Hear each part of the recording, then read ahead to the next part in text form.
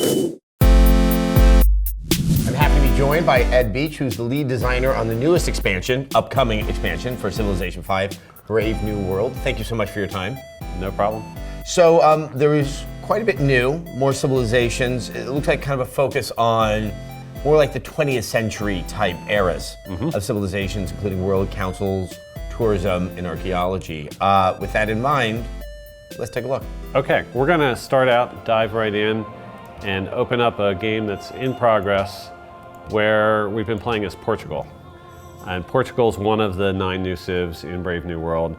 We wanted to introduce Portugal not only because fans wanted it, there's a lot of interest in it, but because we're gonna have a Scramble for Africa scenario set in the late 19th century on into the 20th century. Portugal was a big player in the initial exploration of Africa. And we also have an emphasis in this expansion on international trade. And Portugal, especially when they set up the trade routes around the Horn of Africa over to India and the Spice Islands and those kind of things, they were huge players in that type of international trading game. And so we wanted to make sure that they got included. It would be sort of crazy to have international trading and not Portugal. So that's what we're going to look at first, is we're going to look at some of the unique features of Portugal, but we'll just take a few minutes on that, and then we'll start diving in on some of the new exciting systems that we have. So we'll look at Portugal's abilities here. They have a unique unit, which is the Now. It's a replacement for the Caravel, which is normally your naval exploration unit that finds all the other civs in the world, all those guys that might be hiding on another continent that you haven't met early on. And this Now is actually stronger than the Caravel in terms of movement, and it has this special one-time trading ability where it can go to some land across the seas and pull up adjacent to that and discharge its goods, and it gets a one-time boost for you in gold. It's just sort of like this one-time special trading bonus gold that you get in, and you can spend it on something. So we'll show that right now. We'll go ahead. And we have one of these units here. And if we move him south, there's a city-state of Mbanza, Congo, which has also been added for this expansion. We can see we got our advisors are trying to tell us about some of the new things in the expansion, but we'll get into that ourselves, so we'll just click through that here. And now that we're adjacent to the city-state, we have the Sell Our Exotic Goods button. And that's just the special thing with the Now. We can go ahead and do that. We can see that we're earning gold and experience from doing it. But this is real close to home. Like our capital's right there. So this, just for the demo, we set it up this way. But normally you'd be getting a nice big boost of gold because you're further away from home. So the great thing about Portugal with this unit, since it's moving faster, that means it's exploring more quickly than anyone else can.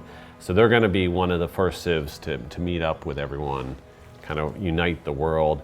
And that's one of the mechanics that's important with the World Congress that we'll get to in a second, is whoever is the first person to find all the other civilizations in the game gets to host the World Congress. And that gives you just a little bit of boost to your diplomatic power there. I would think so. If you've met everybody and you get to lead the World Congress, that would give you an edge. If everyone's coming to your house to play, they're going to have to be respectful of you.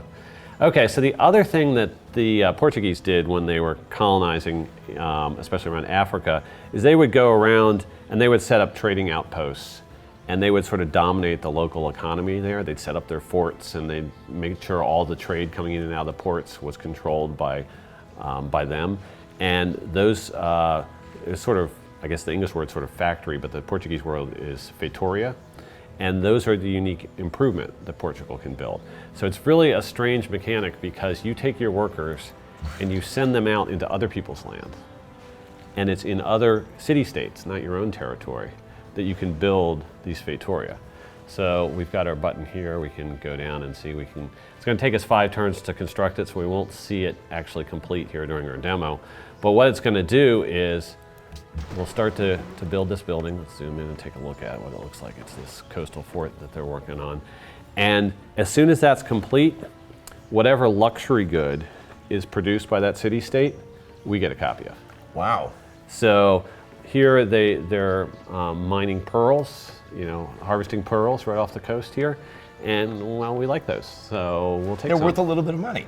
Now, what about circumstances where it's a city that is not friendly towards you? You know, where there is, you know, some degree of hostility. I mean, your worker's going to have a hard time getting there to get going. Okay. And yes, he can get attacked. So that's sort of the two unique, the unique unit and unique improvement that the Portuguese have. But let's also go look. This is a cargo ship. We've shown some demos with cargo ships, but what we're going to do is really look in depth at how some of the trading system works right now. And so the cargo ship, when we select it, we've got the established trade route button, and now we have a list of all the possible trade routes that can be put into play with this one unit. And we can see that we're getting lines on the map showing the trade route that we have selected right now, and as we switch to different trade routes, we'll get to see where they might be going as well. And this is the last area where Portugal gets a bonus in the game, is they get a sort of doubling of the gold effect for having unique resources.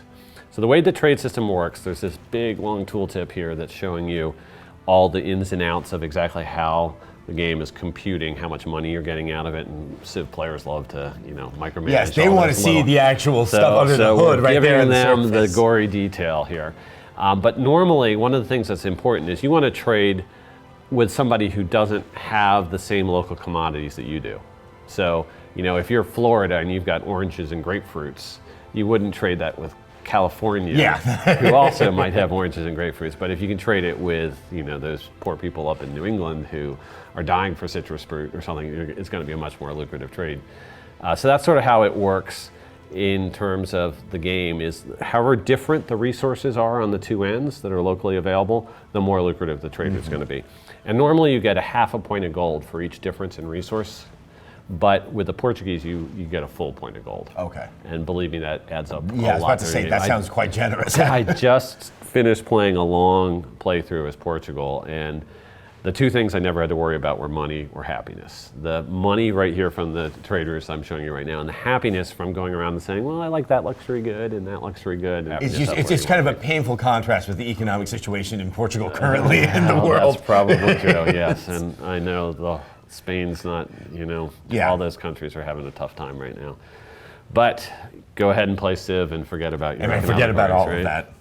Okay, so we can trade internally with our own cities and send either food or production back and forth there.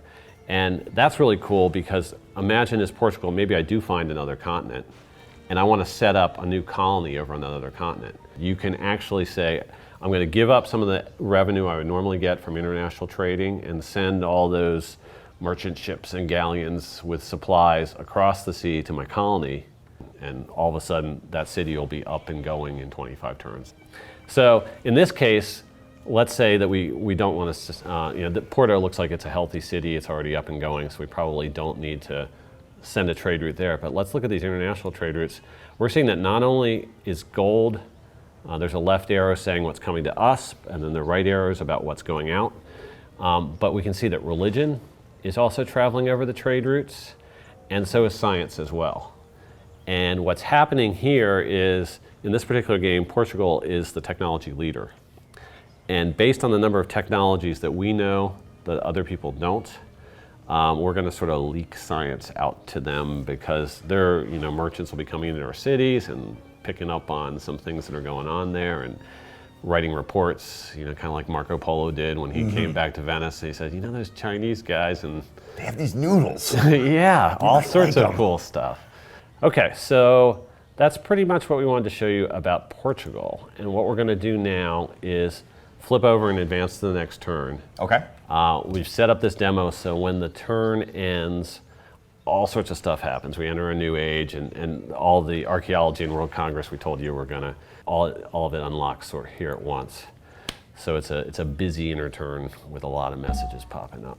Okay, so let's look at archaeology first. That's what's up here right now. We have a whole brand new system that not only unlocks some cool things you can do with archaeology, but it actually has been running since we started this game, right in the very beginning.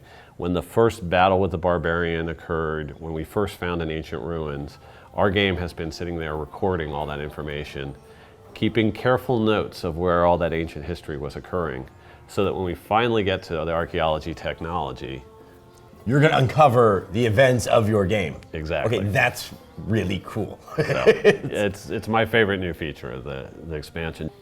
Okay, so let's look at our archaeology situation here in a little bit more depth. Okay, so we have an archaeologist unit outside one of our cities. Normally you have to, once you unlock archaeology, that's when you first are able to start building these guys, and they can only come from a city that has a university, and so you start cranking them out at this point in the game. But for the purpose of the demo, we went ahead and pre-placed one, and he can go ahead and come over to our ancient ruins site, which is just outside the pyramids, and he can go ahead and start constructing an archaeological dig. Okay, so they're busily working away at that. It's going to take them 3 turns. We can see there's another archaeological site right over here. Those sprung up on the map from the previous turn to now. Okay. They were not there at all. Okay, got it. It's like the analogy is when a strategic resource appears, so you finally get far enough through the game that you research biology, and all of a sudden oil starts appearing on the map. This works exactly the same way through that same system. So now that we have the hindsight of archaeology to know that we see want value to in pursue some things that are on the map. Right, that everyone was just ignoring or trashing or looting or whatever beforehand. This type of antiquity site's going to get worked. We can decide to preserve that site and turn it into a landmark, which generates culture for our civ. The cool thing there is, depending on how old and how ancient it is, it'll generate more culture for us than something, like if it was a battle that happened, 50 years ago. I found from Tuesday. Yeah, it's not. Right, It's nothing very exciting there. Right. If it's something we found from Tuesday, we'll just take that and put it back in our museum. And make that an artifact in our museum. But if it's something really, really ancient and it's in our territory, you can basically turn it into sort of a national park, landmark kind of thing. And that you can both generate both a lot of culture right away, and you can also get tourism out of it that's going to help you win the culture victory. This is one we're going to want to get an archaeologist to quickly, because it's right on the border between us and France. And we need to know where France is in the archaeology game, but there's sort of this race to go get these now, and especially one that's on our border. If we let their culture border expand and take over it, and we go and dig in their territory, we're allowed to do that, but it's going to piss them off. Yeah, this is kind of like England and Greece. Exactly. And actually, we even have the Parthenon as a wonder in here, and that kind of exact interplay can happen here. Yeah. So we'll take a quick look now at the culture overview screen. And this is a look at, in our cities, which buildings that we have created, and then over on this left-hand column, which wonders we've created are contributing towards the culture victory that we're trying to achieve through a build-up of tourism from our civilization. And we actually, now that archaeology is unlocked, we find out how many antiquity sites are out there on the map. Oh, wow. Okay, so there are 26 scattered around. That's just to help the player not have to, I can't find this last one. It's not a collection game that you really exactly. insert. We want to help them out a little bit. Yeah. And then there are hidden antiquity sites. What those represent is, one of the new social policy trees in the game is the exploration tree. And when you get to the end of the exploration tree, there are these sites that you originally didn't find that are buried deep down in some jungle that only the greatest archaeologists can get to, because they're hidden behind traps. And so once you have your Dr. Livingston yes, or your Dr. Jones. Right. So as long as you have someone like that and you finish the exploration tree, then you can actually unlock those extra bonus sites. Okay. And that's sort of, then there's another race for those types of sites as well. So we can see up until now, since we haven't unlocked archaeology, we've been just building up some great writings. We got one piece of great music, and then we have 3 great pieces of art. And one of the things you can do is if you get a building that can hold more than one at a time, all the buildings like that have what we call a theming bonus. And if you can collect a sort of a thematic set that makes sense together, you can actually generate additional culture and tourism out of it. So here in the Sistine Chapel, we have 2 pieces of Portuguese Renaissance art. And so we're actually have created a chapel of Renaissance Portuguese art that's sort of especially attuned to people who are interested in coming and viewing that. Because if you are going for a cultural victory, if you're to put that like kind of real world terms, you need to curate your culture to get people excited and appreciate it. This is the curation mini game within here. The trickiest thing to curate is the Louvre, which has 4 slots in it, the most of any of the buildings. And just like the Louvre in Paris, you try to collect a wide variety of things from all over the world. So all 4 things have to be from different cultures, different players have to have created it. And they all have to be from different eras. And so that one's the one where diversity is king. And then the player is told at the outset when they have that building, you know, like for instance, this one we don't have themed properly, the Great Library, and it can tell you what exactly we need to do to maximize the bonus on that. Okay, so that's a good look at archaeology and the new culture game. The other thing that happens at this point in our demo is the World Congress is founded. And so that is because Portugal has found everyone in the world, and now the 2 requirements is 1 civ has found everyone in the world, and that they also have the printing press technology unlocked, which we have. So the preconditions are met. Okay, so we have this notification that it's our turn to make a proposal for the first Congress of Lisbon to consider. So we'll go ahead and click on that. And we can see the leaders of the world gathering around the table here at the World Congress. Now, on the lower left corner of each leader is a number giving how many votes, how many delegates they have at this Congress. And because we're the host, we get an extra 1. So we have 2 and everyone else has 1. Like I said, that's going to build as you start to say, oh, city-state allies count, and the host will gain more votes, and each civilization will gain more votes. But initially here, we're starting small. The other thing you can see is 2 of the leaders have scrolls over top of them, and those are the 2. Basically, every time you have one of these, let's change the rules of the game type of sessions, there are 2 different people who get to propose resolutions that they want to have the World Congress consider. And then the votes are between those 2 proposals. Right. Each one you can vote yay or nay on. You can take your delegates and have them all focus on one of the issues, or you can split them up between the resolutions and say, hey, actually I like both of those, I'm going to support them both. Okay, so let's look at what we might want to be able to propose, and then back with our 2 delegates. Okay, so we have a list of resolutions. At the very top, you have resolutions that have already been enacted by the Congress, and this is the very first Congress, so there's nothing there. But what that is useful for is if a resolution goes into play that's really unfavorable to your civ, and then you maybe gain control over the Congress later, you can then go and start saying it's time to repeal this one. I mean, there's some pretty stern. I mean, there's something as friendly as, hey, let's have a World's Fair. Then there's world religion. Yes. And it even gets a little nastier later in the game is world ideology. Oh my. So, you know, communism is king can be International Space Station or world ideology. Right.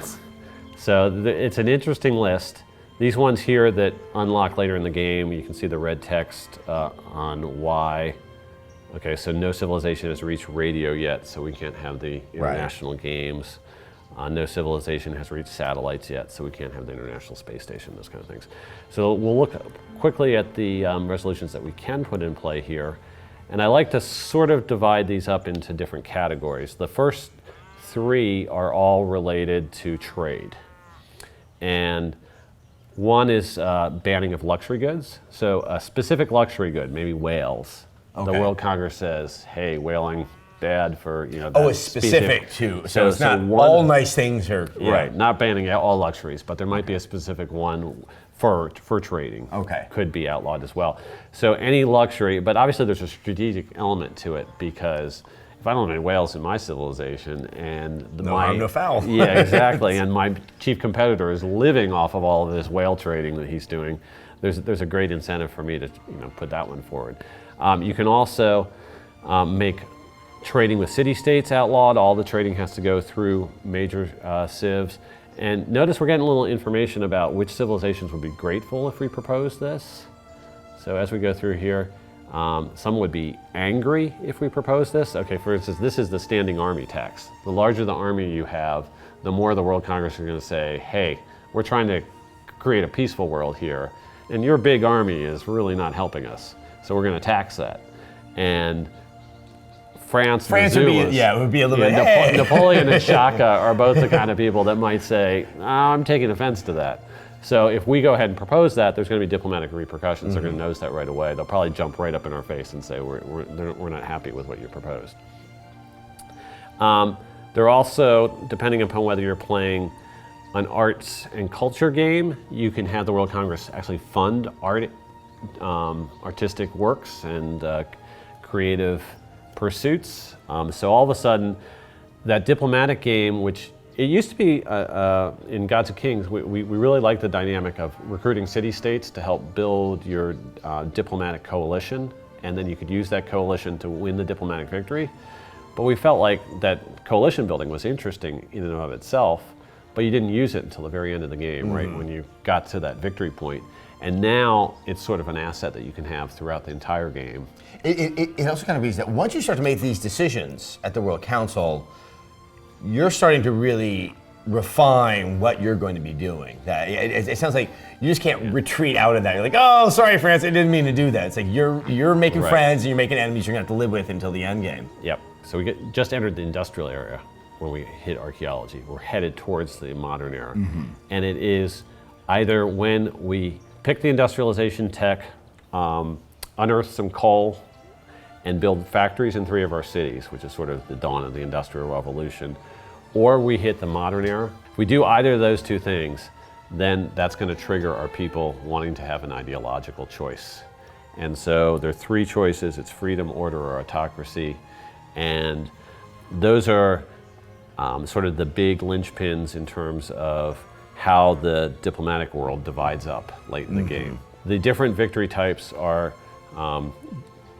allied with the ideologies. So each ideology is good at 3 out of the 4 victory types. And so if I'm going for a space race, for instance, I have to go either freedom or order. I sort of have to go either the Soviet space model or the US space model. Are you going to send a dog up there, or are you going to send it wait a little bit later and send a person? Right. So that sort of helps steer you towards a certain direction with which ideology you're choosing. All right, so what I'm definitely seeing here is your path to cultural victory, and it looks like diplomatic victory, are quite diverse, but you also are creating a lot more hard decisions earlier on in the game because you're going to get locked in with where your ideology might develop from and who you're really going to upset that you'll probably never be buddies with ever again. Right. Until the game is over. Is there anything left that you'd like to share? Well, let's not forget that there is a military side of the game still, and that's still there. Yeah. And in this particular game, we can look at who else is around, and I think we've made somebody not too happy with Zulu us. Does not like us. Yeah, and we've got all these red diplomatic modifiers on different things that he has either decided to hold against us, and actually some of these probably are legitimate. If we denounced him, I think he's probably got a pretty good reason. So here's Shaka.